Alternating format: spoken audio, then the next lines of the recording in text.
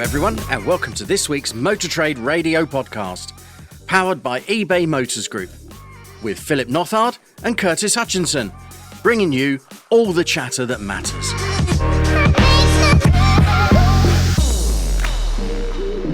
Hello everyone, and welcome back. Phil, you decided to come back from your holiday after all, did you? I have, yeah. People can turn their holiday snooze button off their Facebook now. That's if you...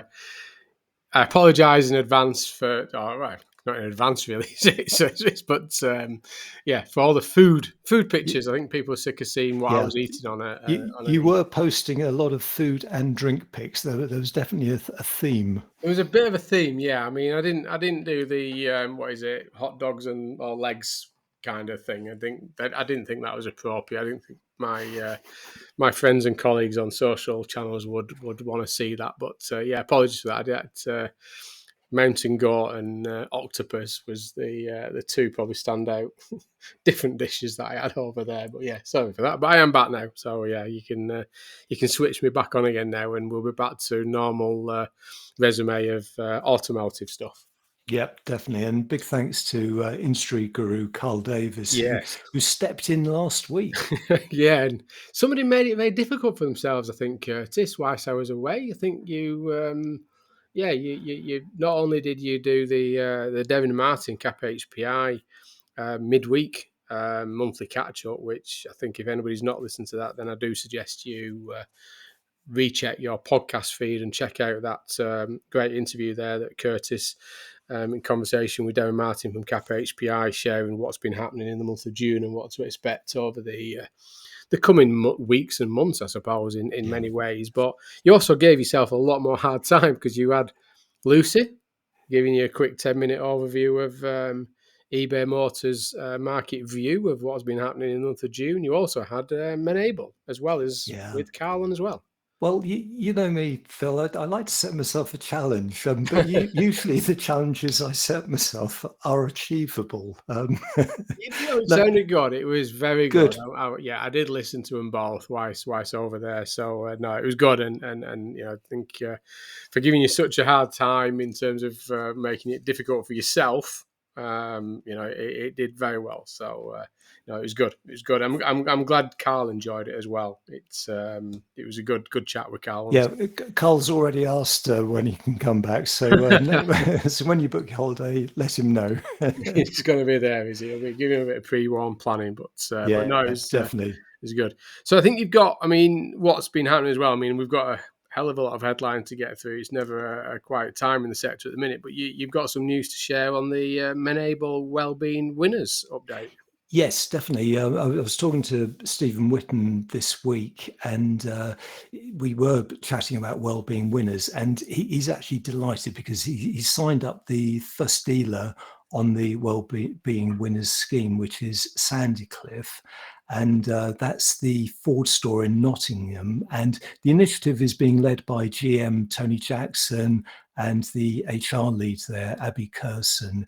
And he's working with the team there to introduce them and get them onto the scheme and work closely with them in terms of mentoring. And of course, if you want to join up to Wellbeing Winners, then just go to the Menable.org website, click on the new Wellbeing Winners tab to find out more, or just email Steve at stephen.whitten@menable.org, and that's Stephen with a PH. And do tell him that we sent you. Yes, yeah, he'll look after you with that one if you do tell him that we did send you. Motor Trade Radio podcast, powered by eBay Motors Group. Headlines this week come from Just Auto, Motor Trader, AM, Car Dealer, Financial Times, Motor Finance, and BBC News. That's a long list, Phil. That's a very diverse long list. Yeah, it is. Yeah, curveballs in there. Which I like the Just Auto one, and you're going to tell us why when we get around to that one. Yeah, big fan of Just Auto, and in fact that'll be the first headline that we cover, and it's UK new car market up 26% in June, the 11th consecutive monthly rise. LCV market continues to grow, but electric vans drop off is concerning, says the SMMT. Used car dealer optimism hits a 14-month high. Yes, I did say high. Brussels to stick with plan for post-Brexit tariffs on UK EV imports. Chinese owner of MG to build European plant, but where it will be and what it will build, we don't know yet. Nearly a third of UK drivers are foregoing test drives, even though most think they are beneficial. And finally this week, Dacia to bring Europe's most affordable electric car to the UK next year. So as you say there, Curtis, I mean, going over to Just Auto for the first story, and as you cited there, the new car market up 25.8% in the month of June. And I think you quite like this story in Just Auto, just from the way they sort of reviewed and sort of covered the data, haven't they, this month? It's been quite a good report there by Just Auto.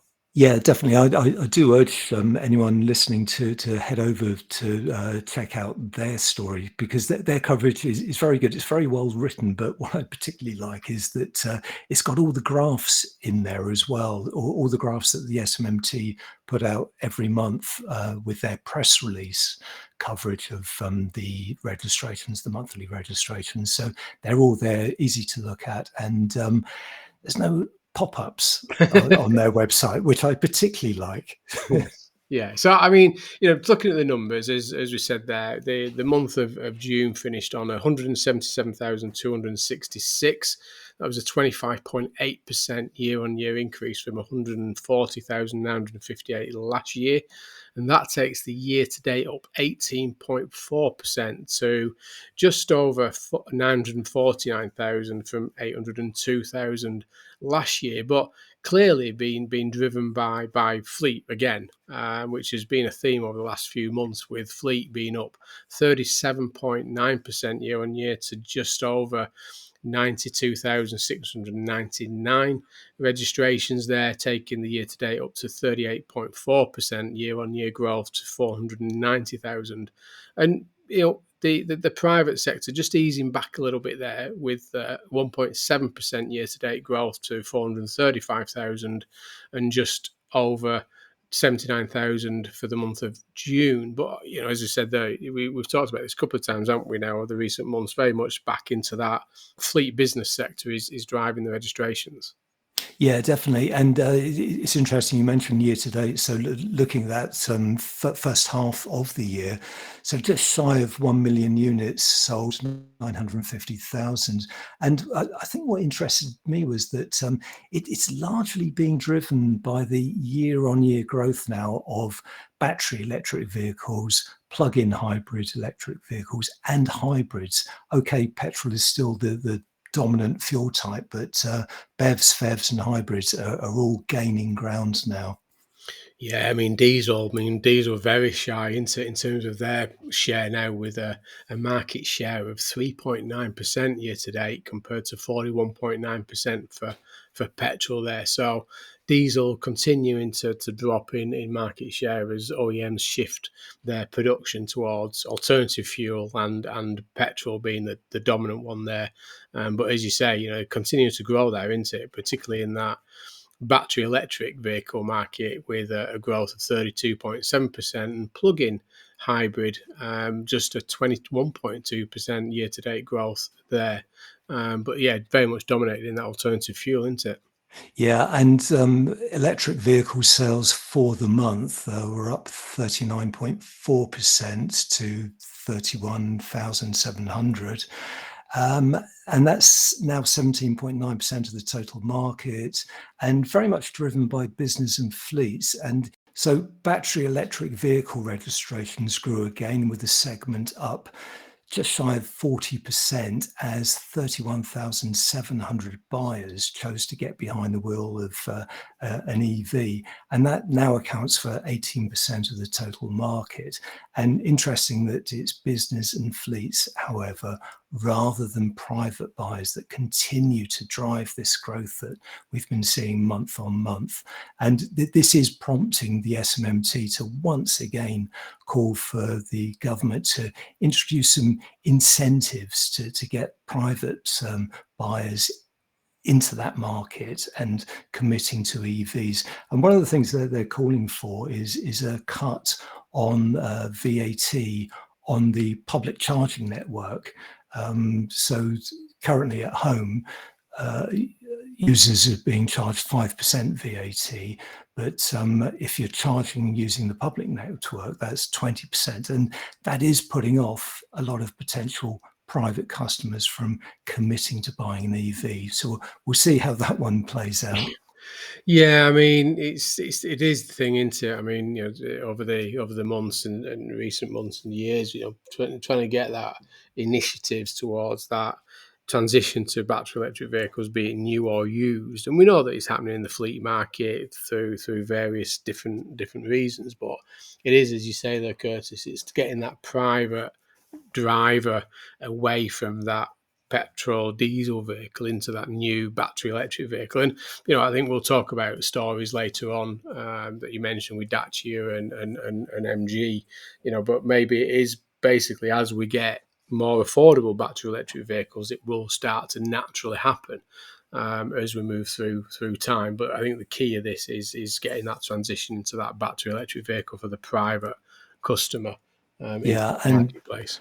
And probably just worth adding that the top-selling car for June was an EV, and it was the Tesla Model Y, which sold 5,500 units, so pretty good going there. And in the year to date, the Tesla Model Y is actually rated number 4. So that's closing in on market leader Ford Puma, which is currently on just shy of 23,000 units. And you've got some European figures as well, haven't you, Phil? Yeah, I mean, European market has fared well.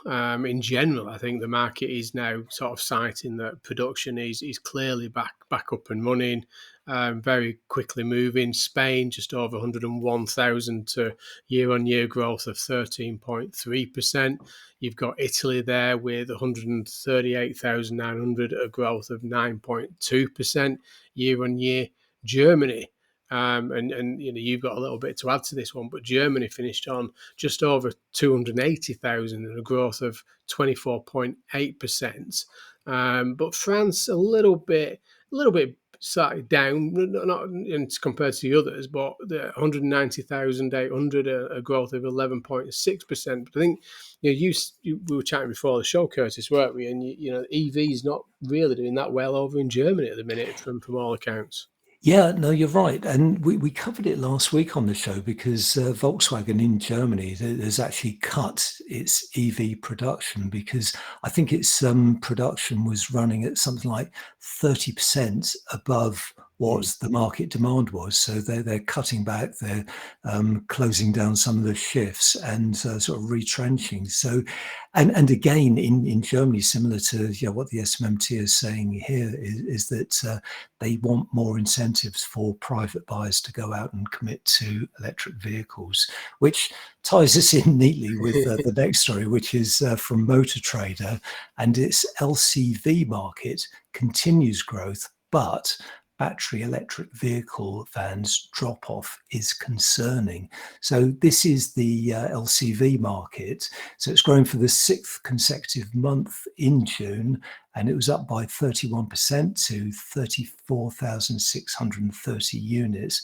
And that's actually the best June since 2019. So the LCV market has had a bumpy ride over recent years, but it's getting back on track, isn't it? We're really seeing some good progress here. There is a lot of work there going in the battery electric vehicle market for LCV and friends of the podcast, the guys from the guys and girls, should I say, from the team at EV Cafe with Sarah and Paul Kirby and the others there. There's currently a road trip taking place with EVs. Traveling all up the UK. I think they've gone across to Ireland, the last thing I saw, and they're all driving commercial vehicles, LCVs and bikes and all sorts of things. So there's a lot going on in that marketplace, but there's still a lot to do of where they're going. I know that the SMMT, their latest forecast, they're seeing a marginal growth in 2023 for LCV battery electric vehicles, but still very slow compared to the speed in which cars are growing. So they're saying that their forecast for 2023 is battery electric vehicle share of LCV market expected to be 7.4% at 24,000 units. So it's still a bit of a way to go. And even, when they start looking at BEV LCVs for 2024, they're still seeing only a take up of 11.3% market share. So still fairly low compared to the speed in which cars are growing. Yeah, and this is against the background of registrations of large vans. So 2.5 to 3.5 tons are up by 15.6%. Medium vans, that's 2 to 2.5 tons, they're up by 161%. Small vans, which we've reported on month after month, so vans under 2 tons, are still down, and they're actually down 42%. And when you split out the electric van element of that, it's down 12%, and that's despite the growing choice of new vans now available. And the SMMT is describing it as very concerning at a time when especially when the plug-in grant is still available for vans. So that market does need a bit of attention. Yeah, it's a big. I mean, if you think about, if we've got the challenges of the cars, that transition in the private owner of cars going into battery electric vehicles for various reasons, whether that's cost, whether that's, anxiety towards range or the infrastructure. When it comes to commercial vehicles, particularly the SME market, this is business, and they need to be sure that the vehicle is going to deliver and they're going to be able to do their job, because if not, it has a significant financial impact on the business, not just a bit of anxiety. It becomes a significant financial decision for them. So still a lot to go there, but it's moving in the right direction. And heading over to Motor Finance Online now, and this is the latest report from Startline within their Startline used car tracker, saying that used car deal optimism hits 14-month high. So still a bit of positivity here, Curtis. Yeah, definitely. So June's research shows that 64% of dealers say they feel positive about the market. Hopefully that's our listeners as well, Phil. I'd like to think they're reflected. We're keeping them upbeat. We're keeping them positive. Yeah. We do our bit. And that's actually a sharp rise from May. It's up 27%, and it was only 20% in April. So the figure is actually the highest since the Startline actually commenced this research back in April 2022. And interestingly, the reasons stated by dealers include a general improvement in the market, and this was mentioned by 49%, so almost half of them. Interestingly, improved stock supply, that was raised by 36% of them. So it's going to be interesting to see how that tracks over the coming months, because hopefully that will rise as well. And rising consumer confidence, that was mentioned by 18%. So there's some positive outcomes in this research, Phil. Yeah, and Paul Burgess, who's the CEO at Startline Motor Finance, does comment saying that in our view, this upbeat view of the used car sector is very much about dealers finding that 2023 hasn't turned out as badly as many feared at the start of the year, and that's the market situation is relatively stable. And I'm hearing the same coming out of the US, that it's not as bad as what they thought it was going to be, and it's getting better.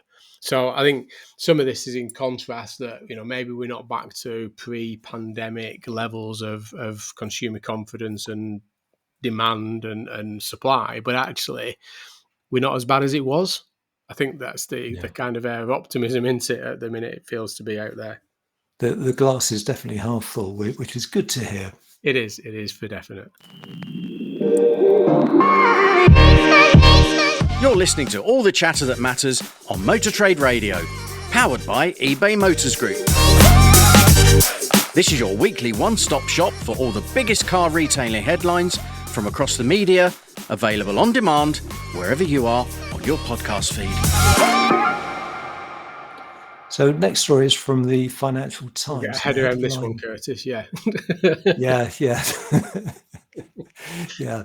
The headline is Brussels to stick with plan for post-Brexit tariffs on UK EV imports from 2024. Quite a long headline there, but Yeah, and I can hear the listeners thinking, I hope they've worked out what's going on in that space, because they haven't. yeah. Well, we hope we have.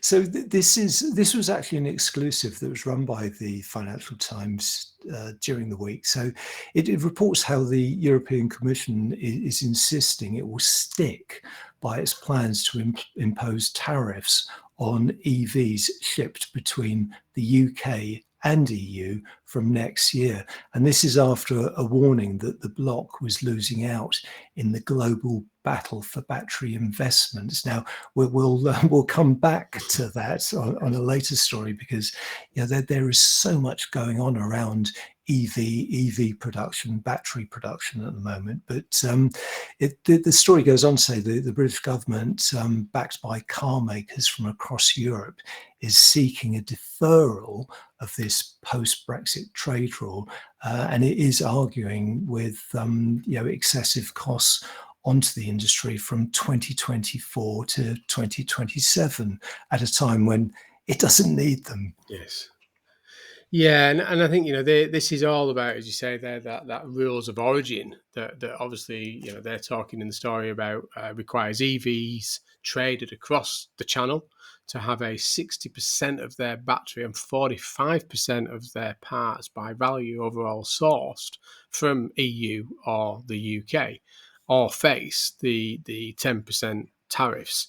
So this is all about, as you say there, that rules of origin in terms of that makeup of vehicles and where that the material is sourced from. And obviously we know within that battery electric vehicle market that the battery makes up a significant percentage share of the cost of those battery electric vehicles. But we have these kind of benchmarks, don't we, that are appearing now. So you say that next one is next year that comes into force, and subsequently there are fines that are enforced in addition if they don't meet some of these deadlines as well.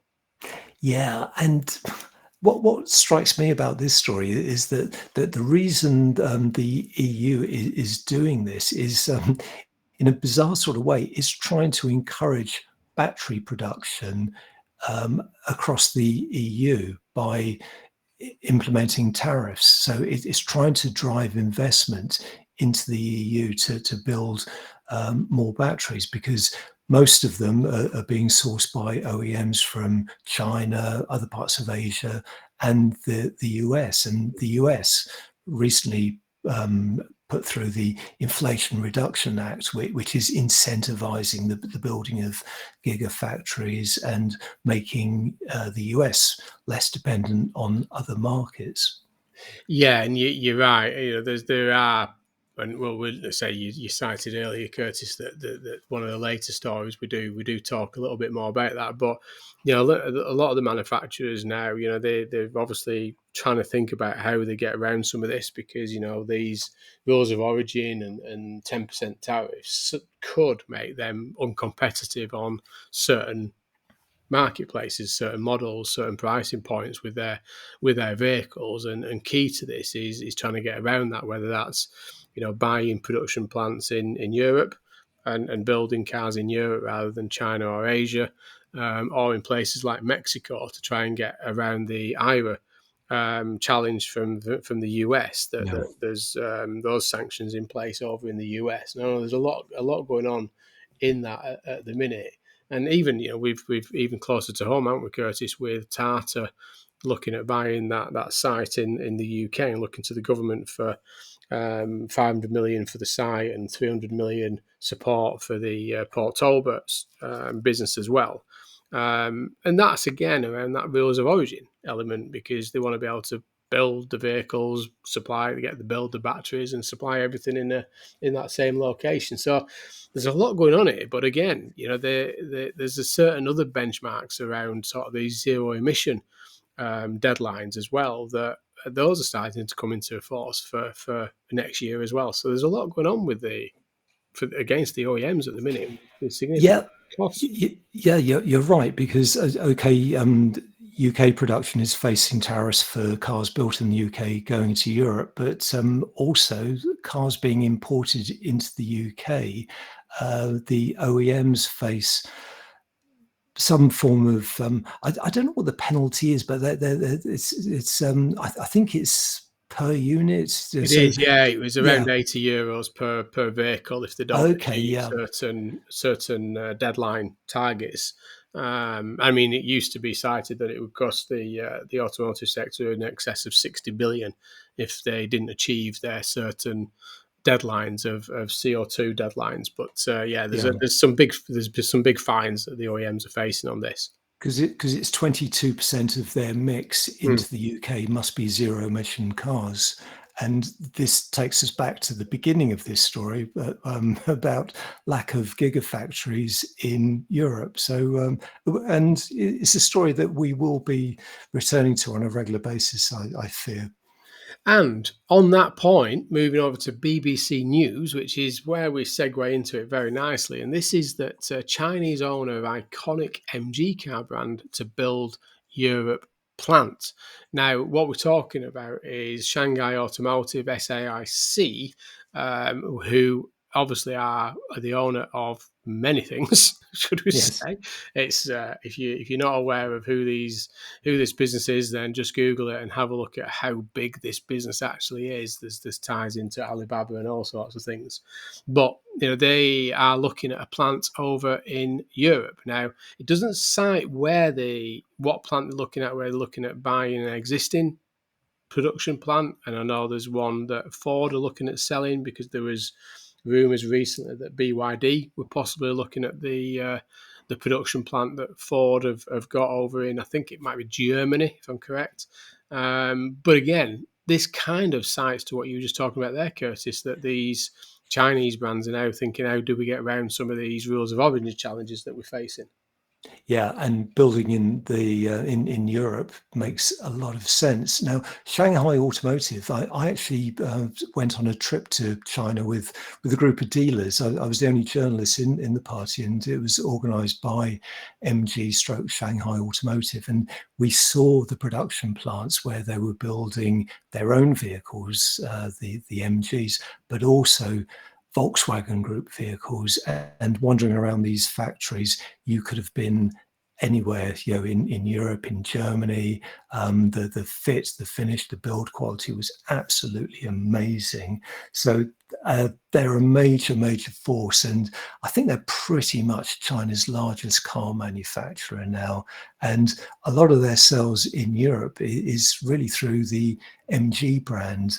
They also export Maxus. And in this story, which was quite curious, was that there's mention of IM Motors, which is an EV brand in China, which we haven't seen in Europe before. And it does rather intimates that it could be IM Motors, it could be Maxus, it could be MG. Who knows? It could be all three. But there's some serious intent now. Yeah, and you're right. I think the one thing within this, we obviously know about Maxis, because I know there's UK dealer groups that have the Maxis brand, and it's obviously one of the LCV products that is clearly in that EV lineup and other things. But IM Motors hasn't really been mentioned much, has it? In particularly in the UK or Europe, it is a brand that is there in their native town over there, and they've but basically it's a joint venture between the Chinese manufacturer SAIC and a Chinese technology business over there. But they've already got 3 vehicles built that are in production. But I think what is interesting for this is, by default within the story, it intimates that IM is coming to the UK and Europe in due course, and especially if they do manage to find a production plant over in Europe, then, as the story does cite, they're looking at doing MGIM and Maxus. Possibly all 3, or one of those 3, will be produced in Europe. Yeah, time will tell, but I suspect we will be hearing more about this fairly soon. We will be, I suspect. Now, heading over to AM Online, that a story here, nearly a third of UK drivers foregoing test drives. And this comes from some research from Sogo, which is the subscription business that works alongside with Cambria Automobiles, with Carl Hawkins there. Now, this is a survey they've done that the findings indicate that although 88% of motorists feel that a test drive is beneficial when leasing or buying a new car, in practice, only 29% actually arrange and take one. Yeah, it's curious, this one, isn't it? Because the research highlights several reasons for people not taking test drives, deciding on their new vehicle, with 25% disliking being in the car that they are test driving with a salesperson, which is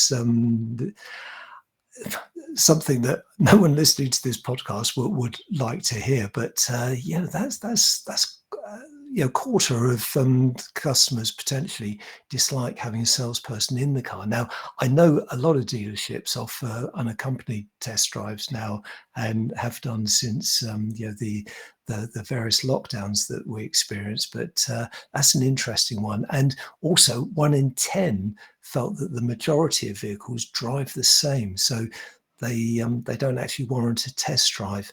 And that's something that I never thought I'd say would resonate with me, because my background is a motoring journalist. But having driven recently a number of EVs back to back on the same day, in all honesty, they felt very, very similar. So maybe the findings of this survey, there is something in this. Well, that's it, isn't it? I mean, over the years now, when people talk about which car to buy, and everyone goes, they're all as good as each other now. All cars are quite well built. They all drive around the same, and they're as good as each other is kind of a common saying now, isn't it? And that's without the EV. And as you say there, Curtis, that EV, you don't really do much, do you? It's an EV. It got some very good torque. It's quiet. It does what it does, doesn't it? I suppose it's exactly. Yeah, and it's that quietness actually that can throw you, because when you're test driving petrols and diesels, you're listening to the engine, you're accelerating, and you're hearing it accelerate. But obviously in EVs you're not. So the driving experience is actually very, very similar. Yeah, and some of the findings in here that 40% of 18 to 24-year-olds thought that test drives were fun, Yeah. which is interesting there. And they do talk about attitudes towards test drives from male and female drivers are similar, with 29%, sorry, of men are not arranging one compared to 27% of females. And that younger people are the most likely not to bother with a test drive, with 34% of 18 to 24-year-olds saying that giving them a miss, compared to 21% of the motorists over the age of 65. Curtis, there getting more towards my age bracket now, but they do like to have a test drive. Yeah, and this does follow on from a story we covered some months ago from Judge Service, which looked at test drives and found that customers weren't taking test drives because they weren't being offered test drives. And if you combine these two stories and encourage customers to go for a test drive, then chances are they will, whether it's accompanied or unaccompanied. That's pretty much down to individual dealerships. But I think what is particularly interesting in this story is that customers actually say that, yeah, they value and they can see the benefit of a test drive, but they're not doing it. Yeah. Why aren't they doing it? Well, maybe they're not being encouraged to do it. So maybe there's something to pull out of this one. The old adage, bums in seats sell cars. That's the one. Get him in it. Get him in that test drive. Get him in the car. Get a bums in car. Let him smell that interior of that car and get him out in it. But maybe that's not the case these days, but we'll see. So the final story, over to car dealer and this is that Dacia to bring Europe's most affordable electric car to the UK in 2024, saying that the Dacia Spring is currently the cheapest electric car on sale in Europe, that it's currently priced from around €20,000 conversion to 17,150, and has been a big hit. However, Dacia have never launched the car in the UK yet. So is this saying that the potential that the next phase of this vehicle will come to the UK? Yeah, it is. I suspect it will be a facelift because this car, the Spring, has been on sale in continental Europe since 2021, and Dacia is talking about significant improvements in design and equipment to the current model. So I think we can take that as a facelift. But the pricing is going to be pretty compelling, isn't it? Because this story actually points out that the cheapest EV on sale in the UK at the moment is the MG4, which retails for just under £27,000. So if Dacia can come in with something around 20,000, 20 to 25,000, that's going to be a compelling proposition. Yeah, and we've talked recently about people like BYD with that the Seagull, which they're still citing that may not come to the UK or Europe. That's sub sort of £10,000. They've got the Dolphin that's around that sort of 30,000 bracket at the minute. There's a lot happening there, and I think as we move through, technology is getting more affordable. There's better, more efficient and cheaper battery technology starting to arrive. But back to that first story we covered about the registrations, Curtis, is this the point that as you start to see these vehicles get under that £20,000 with a reasonable range and affordability, is that what we need to get to for private customers to get into these battery electric vehicles that are more affordable for them? Yeah, as well as any tax incentives that could be thrown their way in terms of lower VAT, certainly on the public chargers. Yeah, for definite. So I think lots of stories there, lots to cover.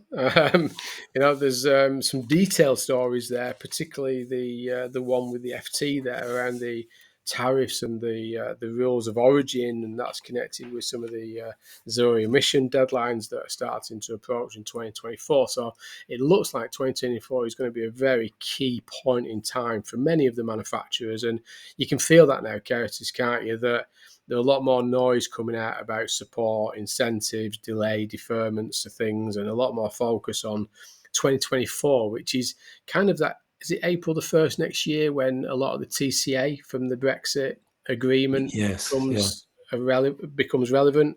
So there's a lot to be defined and decided there. But lots coming out at the minute. But that's all for now. So many thanks for joining us on the Motor Trade Radio podcast. Until next week, it's goodbye from me. And it's goodbye from him.